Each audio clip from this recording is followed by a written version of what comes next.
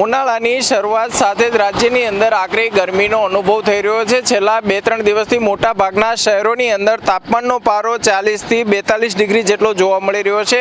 કચ્છના પાટનગર ગણાતા ભુજ શહેરની વાત કરવામાં આવે તો અહીંયા પણ 40થી 42 ડિગ્રી જેટલું તાપમાન નોંધાઈ રહ્યું છે।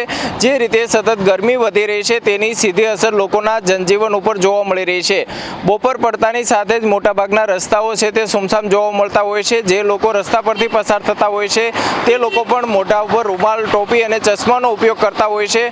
ગરમીથી બચવા માટે લોકો ઠંડા પીણાનો સહારો લેતા હોય છે। જે રીતે હવામાન વિભાગ દ્વારા યલો એલર્ટ જાહેર કરવામાં આવ્યું છે તેની સીધી અસર કંઈક ને કંઈક લોકોના જનજીવન ઉપર પડી હોય તેવું લાગી રહ્યું છે।